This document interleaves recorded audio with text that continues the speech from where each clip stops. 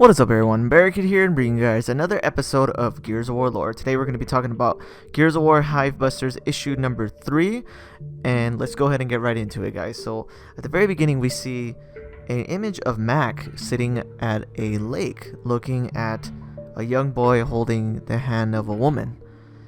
They never really specifically stated what this was, but I feel like this is a memory. I feel this is Mac looking at a younger version of himself alongside his mother, and just thinking about it as he's sleeping. He wakes up to see that the vehicle that they're driving, old Mr. Reliable, is crashed and totaled as a result of their battle with the flock. Turns out that the flock came right at them. They shot at him. The flock dispersed, but during the battle they crashed, totaling the vehicle. So now they have to make their way on foot. They do so, and Max says his goodbyes to Mr. Reliable as they make their decision on what to do next.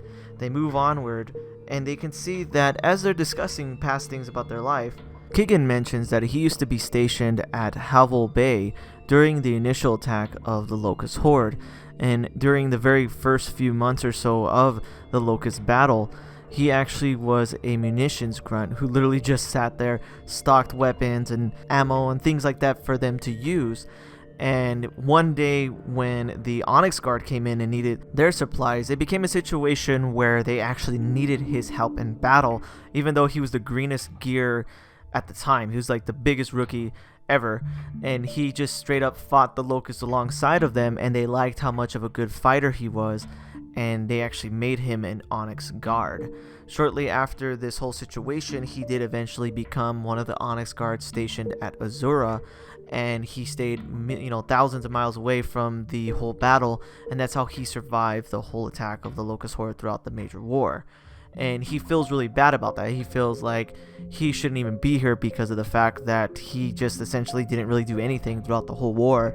This kind of is a little interesting though, because it makes me think if he was at Azura, I'm guessing he must have been one of the few Onix Guards that survived when Queen Mira attacked, if he was even there. They never really specified that, so I'm kind of curious to how that exactly works, because obviously all the Onix Guards got slaughtered when Queen Mira had attacked, but they never really specified that, so I'm a little curious on how exactly that part works.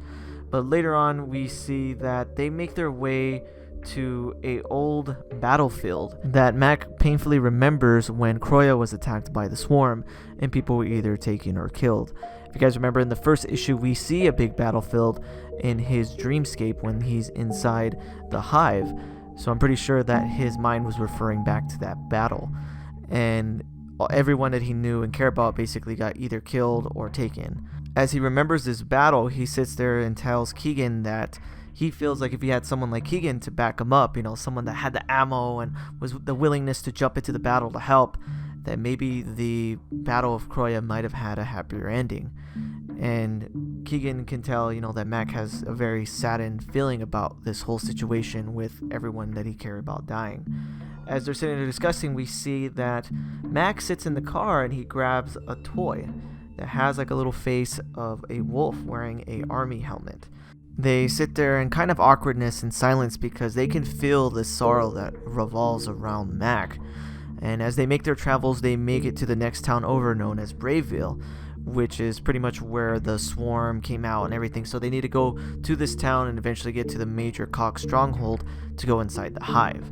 As they're making their way to it, they find out that one of the old houses nearby is actually Mac's, and he makes his way into it and he sees his old home in shambles because no one else is there.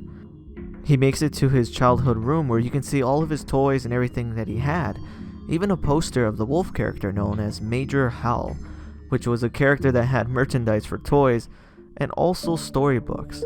He sat there reminisced, looking at the book and thinking about his past, and he eventually did come out to make his way to the next part of Ville.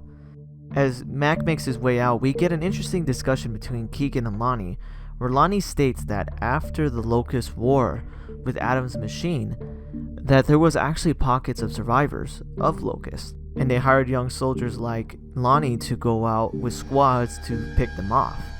And they were no longer an army, it was very, very small pieces of Locust, but they still had a dangerous job to do.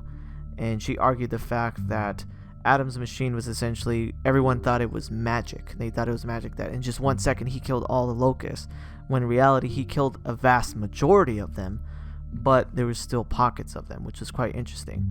So that's kind of really interesting to think about, because of the fact that the game really heavily implied that they were all dead, because we saw, you know, the waves of the machine go out the whole planet, but yet it stated here that it didn't actually do all of them, which makes sense because there probably was parts of locusts, you know, probably maybe too far away from the machine or something like that. It's hard to say how exactly that worked, but it's really interesting to know that there was actually some locust survivors, and the cogs slowly picked them off with these type of squads.